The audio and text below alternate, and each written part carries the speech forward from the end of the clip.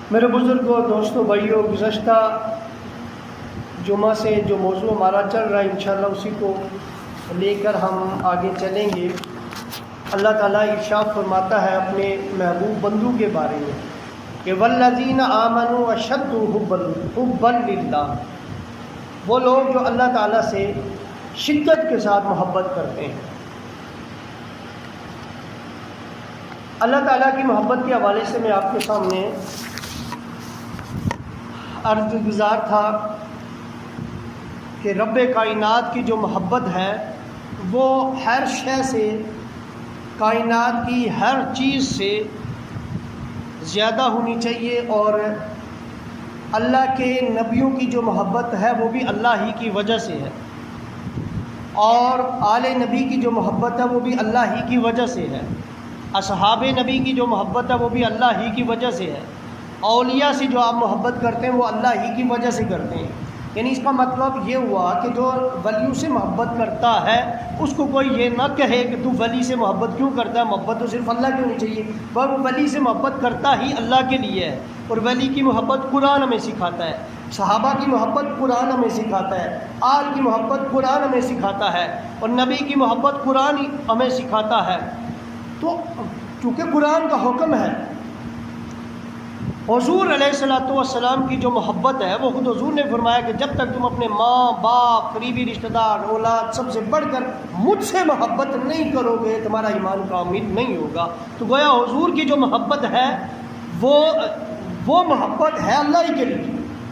یہی وجہ ہے کہ چونکہ اللہ، اب دیکھنا یہ ہے کہ جو اللہ کا جتنا زیادہ پیارا ہوگا، جتنا زیادہ اللہ نے اس کی محبت کا حکم دیا ہوگا، حق یہ ہے کہ ہم اس سے سب سے زیادہ محبت بھی کریں، اور وہ جو محبت ہے وہ بھی للہ ہے۔ یعنی حضور کی جو محبت ہے وہ للہ ہے، اللہ کے لیے۔ آل نبی کی محبت، اصحاب نبی کی محبت، اولیاء سے محبت للہ ہے، ماں باپ کی محبت للہ ہونی چاہیے، اولاد کی محبت اللہ کے لیے ہونی چاہیے۔ اور اگر کہیں آپ آزمانا چاہتے ہیں کہ یہ اللہ کے لیے ہے نہیں ہے تو اس کا اندازہ آپ کو ہو جائے گا کہ آپ اولاد کی محبت میں کہیں اللہ کے احکامات کو ٹھکرا تو نہیں رہے۔ اگر ٹھکرا رہے ہیں تو اس کا مطلب ہے اولاد کی محبت، یہ نفس کی محبت، نفس سے پیار کر رہے ہیں، آپ اللہ کے لیے اولاد سے محبت نہیں کر رہے۔ اسی طرح ماں باپ سے محبت کا بھی آپ کو اندازہ ہو جائے گا کہیں اللہ کے احکامات کو پامال تو نہیں کر رہے ماں باپ کی محبت میں۔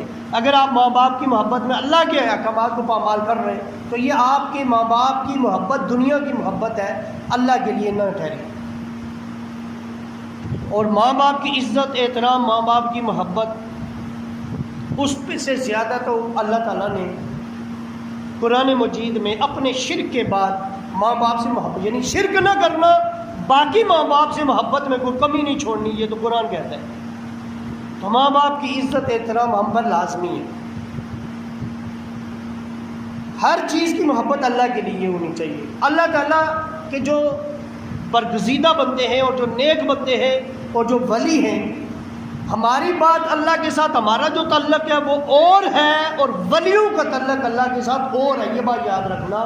یعنی ہم گناہ کرتے ہیں تو ہو سکتا ہے اللہ تعالیٰ ہمارے کسی گناہ، ہمارے گناہ بھی ترتیب سے ہیں، کوئی چھوٹا گناہ ہے، کوئی بڑا گناہ ہے، لیکن دیکھیں اللہ تعالیٰ اس پر بھی ہماری اس طرح ظاہر دنیا میں پکڑ نہیں فرما رہا۔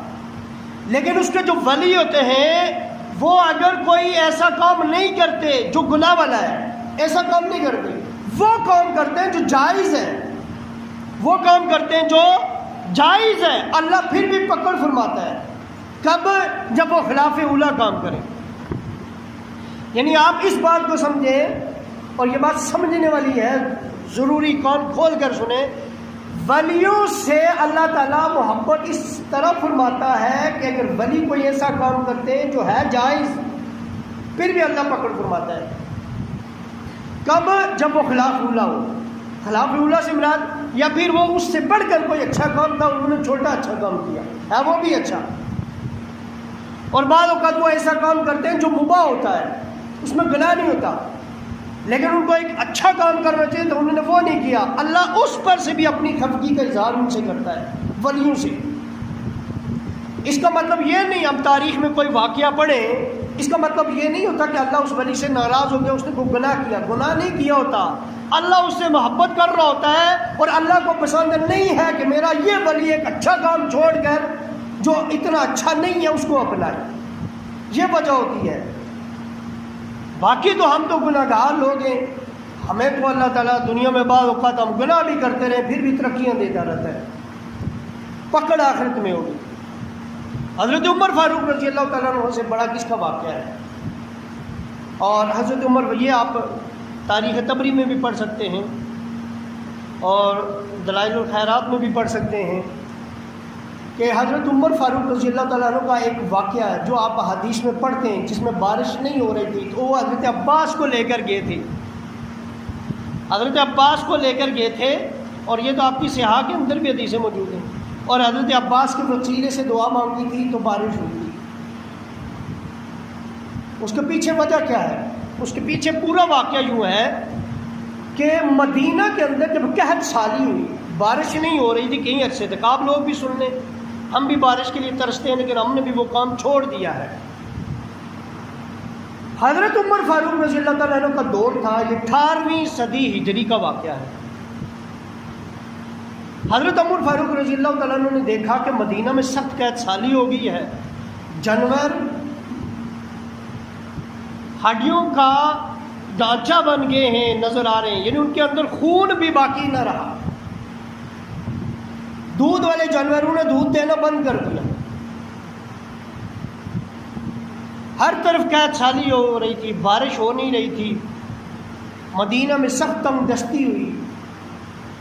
حضرت عمر چونکہ امیر المؤمنین تھے، حضرت عمر فاروق رضی اللہ تعالیٰ عنہ نے مصر میں اس وقت گورنر تھے، آج کو مصر پورا ملک ہے، اس وقت ایک صوبہ تھا، اس کے گورنر تھے حضرت عمر بن العاص، ان کو پیغام بھیجا کہ مدینہ میں اس وقت قحط سالی ہے، اور مصر کے بارے میں انہوں نے سنا کہ مصر میں اللہ تعالیٰ نے بڑی فراوانی کی ہوئی ہے، کسی چیز کی کمی نہیں ہے، تو وہاں فصل بھی اچھی ہوئی ہے، وہاں لوگ خوشحال ہیں۔ تو آپ نے وہاں کے گورنر حضرت عمر بن العاص کو پیغام بھیجا، خط لکھا کہ مدینہ میں ہماری امداد کرو۔ حضرت عمر بن العاص نے واپس جواباً خط بھیجا کہ امیر المومنین آپ فکر نہ کریں، میں اتنا دوں گا، میں اتنا بھیجوں گا، اتنی امداد کروں گا۔ وہ کہاں سے لکھ رہے ہیں؟ مصر سے، مدینے میں، کہ میرا اگر پہلا اونٹ مدینے میں داخل ہو رہا ہوگا، آخری اونٹ مصر سے نکل رہا ہوگا۔ یہ حدیث کے الفاظ ہیں، روایت کے الفاظ ہیں یہ، کہ آخری اونٹ مدینہ سے، پہلا اونٹ مدینے میں داخل ہو رہا ہوگا، آخری مصر سے نکل رہا ہوگا۔ اور جب انہوں نے امداد کی حضرت عمر کی اچھی خاصی، اس وقت مدینے میں مال آ گیا، غلہ آ گیا، آپ نے تقسیم کرنا شروع کر دیا لوگوں میں۔ حضرت عمر فاروق رضی اللہ تعالیٰ عنہ نے، ہمارے حکمرانوں کی طرح نہیں تھے کہ کوئی بھی واقعہ ہو جائے تو سٹاک لگا دیں، اور سٹاک لگا کے تو پھر اس کو مہنگا کر کے بیچ بھی دیں۔ وہ اللہ والے تھے، اللہ ہی کی خاطر کرتے تھے سارا کام، تو انہوں نے وہ سارا تقسیم کرنا شروع کر دیا۔ حضرت بلال بن حارث، حضرت بلال حبشی نہیں، حضرت بلال بن حارث ایک جنگل میں رہتے تھے، حضور کے صحابی ہیں۔ ان کو خبر ملی کہ حضرت عمر فاروق رضی اللہ تعالیٰ عنہ اس طرح غلہ تقسیم کر رہے ہیں۔ انہوں نے کہا میں بھی جاؤں، غلہ لے کر آؤں۔ آپ کے پاس ایک بکری تھی، آپ نے وہ بھی ذبح کر دی، کچھ تو کھاؤں، بھوکے تھے کافی دنوں سے۔ بکری ذبح کی تو بکری کے اندر سے خون بھی نہ نکلا، یعنی اتنی کمزور اور لاغر وہ بکری رہ گئی تھی۔ تو آپ کو یہ دیکھ کر ترس آیا اس بکری پہ، اور آنکھوں سے آنسو جاری ہو گئے اور رو پڑے حضرت بلال بن حارث۔ اسی عالم میں آپ کو نیند آ گئی، سوئے تو خواب میں حضور علیہ الصلوۃ والسلام آ گئے۔ حضور نے کہا کہ آپ کو حیات مبارک ہو، الفاظ ہیں آپ کو زندگی مبارک ہو، یعنی زندگی مل رہی ہے دوبارہ، تو عمر کے پاس جانا اور عمر کو میرا پیغام دینا کہ تو وعدے کا بڑا پابند تھا، تو نے ایک وعدہ کیا تھا اور تو وعدے کے معاملے میں سخت ہے، وعدے کے معاملے میں تو سخت ہے، تو لہٰذا اس پر قائم رہ اور باز آ۔ حضرت عمر فاروق رضی اللہ تعالیٰ عنہ کے بارے میں انہوں نے جب ایک خواب دیکھا، وہ جاگے تو پھر حضرت عمر کی بارگاہ میں حاضر ہوئے۔ خادم نے پوچھا کدھر؟ کہا حضرت عمر کو پیغام دو کہ نبی نے پیغام رساں بھیجا ہے۔ جب حضرت عمر کی بارگاہ میں خادم نے پیغام دیا کہ حضور کا پیغام رساں آیا ہے، حضور نے بھیجا ہے، تو حضرت عمر خود اس کو نہیں بلایا، خود اٹھ کر اس کی بارگاہ میں آیا، خود باہر آ گئے کہ حضور کی طرف سے آیا ہے۔ اب یہاں روک کر میں بتاؤں کہ اب خود سوچیں حضرت عمر کا عقیدہ کیا تھا۔ نبی تو مر کے مٹی ہو گئے، اب ان کا کہاں سے آئے؟ جو ایک طبقے کا ہمارے یہاں عقیدہ یہ ہے نعوذ باللہ کہ نبی تو مر کے مٹی ہو گئے ہیں، لیکن حضرت عمر کا جو عقیدہ تو نہیں ہے۔ جب ان کو کہا کہ حضور کا پیغام رساں آیا ہے تو اٹھ کر باہر بھی آئی، اور آگے ان کا عمل دیکھیں بتا رہا ہے کہ حضرت عمر کا عقیدہ وہی تھا جو آج اہل سنت کا ہے، اسی عقیدے پر ہے کہ ہمارے نبی حیات ہیں، چاہے جہاں مرضی آ جائے۔ حضرت بلال بن حارث 18ویں صدی ہجری میں 10ویں صدی ہجری میں آقا علیہ السلام نے وصال فرمایا تھا۔ 8 سال کے بعد حضرت حارث کے خواب میں آ رہے ہیں، اور حضرت عمر کا عقیدہ یہ ہے کہ میرے نبی ہی آئے ہیں، مر کے مٹی نہیں ہو گئے۔ پھر اور جب حضرت عمر باہر آئے تو حضرت بلال بن حارث رضی اللہ تعالیٰ عنہ نے حضرت عمر کو خواب سنایا۔ میں نے بات کہاں سے شروع کی تھی، یہ ذہن میں رکھنا، تب آپ کو یہ واقعہ سمجھ میں آئے گا کہ اللہ اپنے محبوب بندوں کی ان باتوں میں بھی پکڑ کرتا ہے جو گناہ نہیں ہوتے، لیکن بہتر کیا تھا ان کے لیے وہ کرتے ہو۔ حضرت عمر فاروق رضی اللہ تعالیٰ نے جب باہر آئے اور حضرت بلال بن حارث نے ان کو سارا واقعہ سنایا، خواب سنایا کہ حضور علیہ السلام نے آپ کو سلام بھیجا اور کہا تو بڑے وعدے کا پابند ہے، پکا ہے، تو وعدے پہ عمل کر اور قائم رہ۔ حضرت عمر بڑے پریشان ہو گئے، سمجھ گئے کہ معاملہ ناراضگی والا ہے۔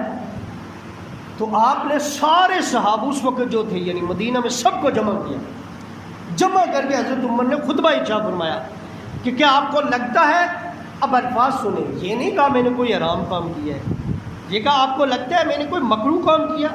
ہم تو مکروہ کام آئے دن کرتے رہتے ہیں۔ میں نے آپ کے ناپسندیدہ دین کے کوئی کام کیا، جو کوئی کام مکروہ تک بھی کیا ہو؟ سب صحابہ نے اجماعی طور پر کہا کہ ایسا کوئی کام آپ نے کیا ہی نہیں، یعنی اتنا بھی حضرت عمر نے کوئی کام نہیں کیا جو مکروہ ہو۔ ایسے ہی نہیں حضور نے فرمایا تھا میرے بعد 30 سال خلافت راشدہ رہے گی ہدایت والی۔ تو حضرت عمر فاروق رضی اللہ تعالیٰ عنہ نے جب یہ بات کہی تو پھر صحابہ نے آگے سے کہا کہ نہیں جی، سارے صحابہ نے کہ آپ نے کوئی مکروہ کام بھی نہیں کیا۔ اب حضرت عمر نے پھر ان کو خواب سنایا تو کہا پھر کیا وجہ ہو سکتی ہے، اس پر صحابہ چونکہ حضور کے صحابی تھے، سمجھدار تھے، انہوں نے کہا اس کا مطلب یہ ہے کہ آپ نے چونکہ اللہ سے مدد نہیں مانگی، آپ نے گورنر مدینہ کو خط لکھا اور اس سے مدد کی طلب کی ہے، اللہ کو یہ بات پسند نہ آئے۔ اب یہ دیکھیں یعنی یہ معاملہ خط لکھنے والا، امداد طلب کرنے والا آج ہمارے حکمران بھی کرتے ہیں، ہم تو اس کو کوئی محسوس ہی نہیں کرتے۔ یہ تو حکومتیں چلانے کے لیے کرتے ہیں نا کہ غریب عوام کے لیے کرتے ہیں، ان کو تو اپنی کرسیوں کی پڑی ہوتی ہے، اپنی حکومت مضبوط کرنے کی پڑی ہوتی ہے، جو بھی آتا ہے۔ تو حضرت عمر فاروق رضی اللہ تعالیٰ عنہ نے جب یہ سنا تو آپ نے انکار نہیں کیا، آپ نے کہا بالکل یہی وجہ ہے کہ آپ نے، جو صحابہ نے کہا آپ نے استسقاء کی نماز پڑھنی تھی، اللہ کی بارگاہ میں دعا کرنی تھی، استسقاء کی نماز ہوتی ہے، بارش نہ ہو تو استسقاء نماز پڑھو، اللہ بارش دیتا ہے، تم لوگ اس کو بھول بیٹھے ہو۔ حضرت عمر سے انہوں نے کہا کہ آپ نے نماز استسقاء نہیں پڑھی۔ اب سنیں پھر حضرت عمر فاروق، یہ وہ واقعہ ہے جس پہ آپ کتابوں میں پڑھتے ہیں، لوگ آدھی حدیث سناتے ہیں، میں نے پورا واقعہ آپ کو سنایا پیچھے سے اس کی وجہ کیا ہے۔ پھر حضرت عمر نکلے میدان میں نماز استسقاء پڑھنے کے لیے۔ اب نماز استسقاء پڑھنے کے لیے جا رہے ہیں، کھلے میدان میں جا رہے ہیں، لے کے کس کو جا رہے ہیں؟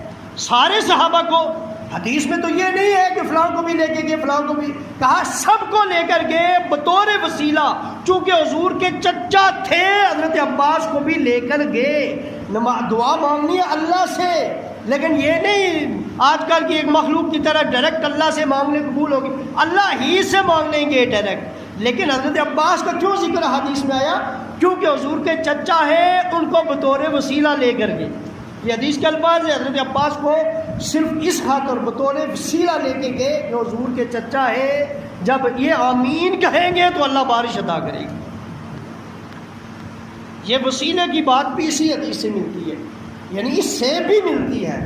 یہاں دیکھیں کہ حضرت عمر حضور کی حیات کے بھی قائل، اور یہ بات بھی مان لیں کہ حضور ناراض بھی ہوئے، اس پر خفگی فرمائی، اس بات پر اللہ نے خفگی فرمائی کہ میں نے اللہ کے بجائے گورنر مدینہ سے امداد طلب کی۔ دوسری بات، یہ کوئی گناہ والا کام نہیں تھا، لیکن میں نے کہا خلاف اولا ان کو بہتر جو اللہ اپنے ولیوں کی ان باتوں سے بھی پکڑ فرماتا ہے جس سے بہتر کوئی اور بات، اور انہوں نے ان کو چھوڑ دیا۔ یہ گناہ والی بات نہیں تھی کوئی۔ پھر کیا؟ پھر حضرت عمر جب لے کر نکلے، حضرت عباس کو لے کر نکلے، نماز استسقاء پڑھی، آپ نے دعا کی، اسی وقت اللہ تعالیٰ نے بارش بھی عطا کی۔